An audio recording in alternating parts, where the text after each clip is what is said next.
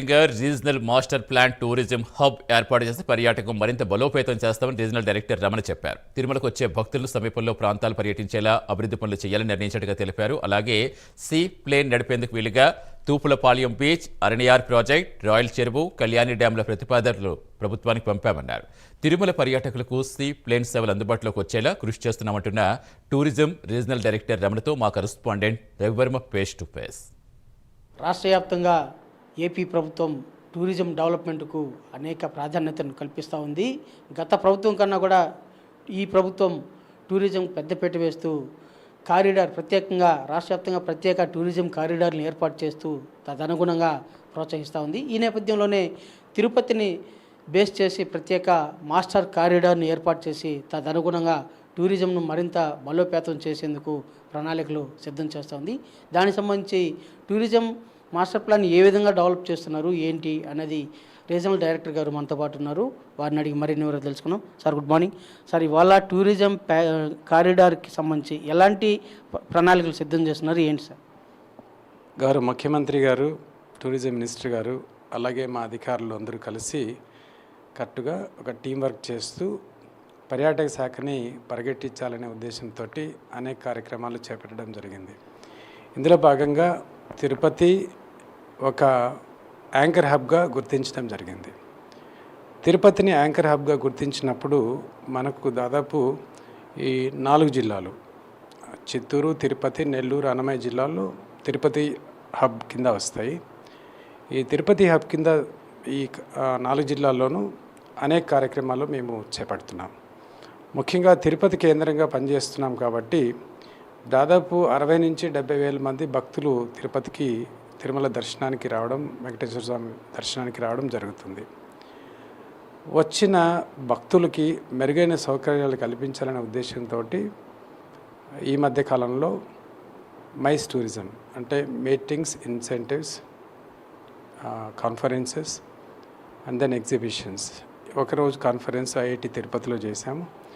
అక్కడ మన hoteliers, travel agents, industries, corporates, Sri City నుంచి అందరు కూడా రావడం జరిగింది. సో ముఖ్యమైన విషయం ఏంటంటే వచ్చిన భక్తుల్ని ఇప్పుడు ఒక్కరోజు ఉండి వెళ్ళిపోతున్నారు. వారిని కనీసం 3 రోజుల పాటు వారికి వివిధ పర్యాటక ప్రదేశాలని గుర్తించి వాటి సౌకర్యాలు మెరుగుపరిచి వాళ్ళని కనీసం 3 రోజుల పాటు తిరుపతి జిల్లాలో గడిపేటట్టుగా ప్రణాళికలు రూపొందించడం జరిగింది. అలాగే ఇప్పుడు ఒక టూరిస్ట్ దాదాపు రోజుకి ఒక రోజు ఉన్నట్లయితే 1700 రూపాయలు ఖర్చు పెడుతున్నారు.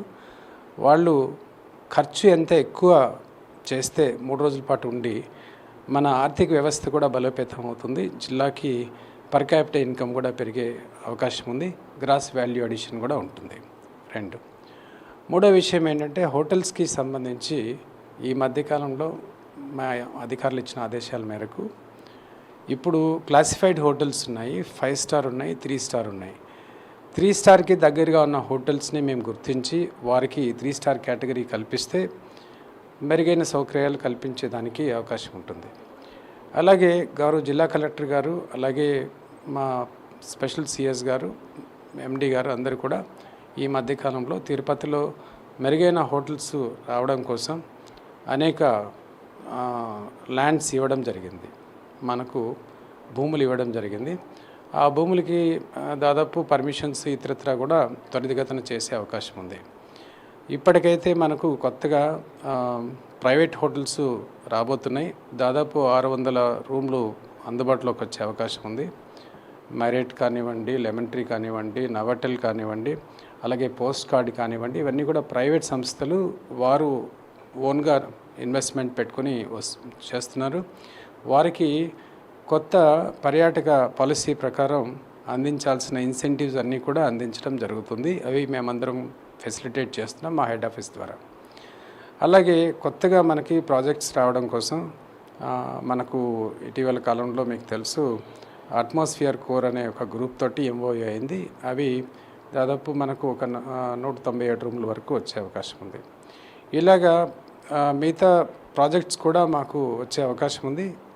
ఇన్వెస్ట్మెంట్స్ కూడా పెరిగే అవకాశం ఉంది. కాబట్టి పర్యాటక శాఖని మేము అన్ని రకాలుగా అభివృద్ధి చేయడానికి ప్రయత్నం చేస్తున్నాం. అలాగే మేము తిరుపతి టూరిజం మాస్టర్ ప్లాన్ తయారు చేయడానికి సంసిద్ధమవుతున్నాం. ఈరోజు జిల్లా కలెక్టర్ గారు మధ్యాహ్నం మాకు ఒక సమావేశం ఏర్పాటు చేస్తున్నారు. ఈ మోడల్ ప్లాన్కి సంబంధించిన అధికారులందరినీ కూడా ఈరోజు రావడం జరుగుతుంది. సమావేశంలో తీసుకున్న నిర్ణయాల ప్రకారం ఈ మాస్టర్ ప్లాన్ తయారు చేయడం జరుగుతుంది. సార్, తిరుపతి మాస్టర్ ప్లాన్ అంటే ఏ ప్రాతిపదికన ఉంటుంది, ఎలా ఉంటుంది? మాకు ఒక మోడల్ ఇచ్చారు. ఆ మోడల్ ప్రకారం మేము ఇన్ఫర్మేషను గవర్నమెంట్కి ఇవ్వడం జరుగుతుంది. మాకు పై అధికారులు చెప్పిన ఇన్ఫర్మేషన్ని మేము అడిగిన ఇన్ఫర్మేషన్ ఇస్తాము. తర్వాత అక్కడ కన్సల్టెంట్స్ నిష్ణాతులందరూ కలిపి ఆ నిర్ణయం తీసుకుంటారు. ఫైనల్ చేసే ముందు స్థానికంగా ఉన్న లోకల్ స్టేక్ హోల్డర్స్, ఎప్పుడు ముఖ్యమంత్రి గారు ప్రజలే ఫస్ట్, పీపుల్ ఫస్ట్ అంటారు కాబట్టి లోకల్ స్టేక్ హోల్డర్స్, ప్రజాప్రతినిధులు, అలాగే అధికారులు వివిధ శాఖలతో సమన్వయం చేసుకుని ఈ మాస్టర్ ప్లాన్ తయారు చేయడం జరుగుతుంది. అందులో భాగంగా ఈరోజు మొట్టమొదటిసారిగా మీటింగ్ జరుగుతుంది. సార్, ఇదివరలో టీటీడీ టూరిజంకి సపరేట్ దర్శనం అలాట్మెంట్ అనేది చేసి పెట్టింది. దాన్ని ఇవాళ టీటీడీ రద్దు చేసింది. భవిష్యత్తులో మళ్ళీ ప్రవేశపెట్టే అవకాశం ఉందా? గౌరవ ముఖ్యమంత్రి గారు ఇటీవలే మళ్ళీ వాటిని ఇవ్వడానికి ఒప్పుకోవడం జరిగింది. అది మా పై అధికారులు వారితోటి, టీటీడీ అధికారులతోటి చర్చిస్తున్నారు. సఫలీకృతం అవుతుందని చెప్పి భావిస్తాను. ఇప్పుడు రాష్ట్ర వ్యాప్తంగా సీ ఫ్లైట్ల విధానాన్ని అందుబాటులోకి తెస్తుంది రాష్ట్ర ప్రభుత్వం. మన జిల్లాలో ఎలాంటి ప్రపోజల్స్ పెట్టారు, ఏంటి సార్? ఏప్రిల్ నాటి, జూన్ నాటికి ప్రపోజల్ పూర్తయ్యేది సంబంధించి మనకు నీటి ఆధారిత టూరిజం కాబట్టి మనకు నీటి లెవెల్, వాటర్ లెవెల్ని బట్టి అది మనకు జరుగుతుంది. అయినా కూడా మనం ఏం చేస్తామంటే తూపులపాలెం బీచ్, అలాగే అరణ్య డ్యామ్, అలాగే రాయల్ చెరువు ట్యాంకు, కళ్యాణి డ్యామ్ కూడా పంపించినట్టున్నాము. బట్ టెక్నికల్ టీం వచ్చి స్టడీ చేసిన తర్వాతనే ఏదైనా ముందుకు తీసుకెళ్ళడం జరుగుతుంది. బికాస్ ఫైనల్గా మనకి ఆ ప్రాజెక్టు సఫలీకృతం అవుతుందా లేదా అనేది టెక్నికల్ పీపుల్ వాళ్ళు ప్రాజెక్ట్ రిపోర్ట్ చేసేదాన్ని బట్టి ఉంటుంది. ప్రభుత్వం నిర్ణయం తీసుకోవాల్సింది. ఇప్పుడు భవిష్యత్తులో మాస్టర్ ప్లాన్ అంటే ఈ జిల్లాలో టూరిజం డెవలప్మెంట్కి ఫ్యూచర్ ప్లాన్స్ ఏమేమి చేస్తున్నారు? ఇది భవిష్యత్తులో ఫ్యూచర్ ప్లాన్స్ అనేది పూర్తిగా నేను చెప్పలేను, కానీ కలెక్టర్ గారు, మా టీం అంతా కూడా మేము మెరుగైన సౌకర్యాలు కల్పించి, కనీస వసతులు కల్పించి, మన దగ్గరకు వచ్చిన పర్యాటకులు మరింత ఎక్స్పీరియన్స్ పొంది, ఉత్తేజం పొంది పర్యాటక ప్రాంతాలని మేము కొంచెం డెవలప్ చేయడానికి ప్రయత్నం చేస్తున్నాం. ఇది ప్రధానంగా తిరుపతి జిల్లాలో ఉన్నటువంటి పర్యాటక ప్రాంతాల అభివృద్ధికి ప్రత్యేక దృష్టి సారించడమే కాకుండా మాస్టర్ ప్లాన్ పేరుతో మరింత అభివృద్ధి పరుస్తూ భవిష్యత్తులో సీ ఫ్లైట్ విధానాన్ని కూడా ప్రవేశపెట్టేందుకు ప్రణాళికలు అయితే సిద్ధం చేస్తున్నామని చెప్పేసి రీజనల్ డైరెక్టర్ అయితే పేర్కొన్నారు.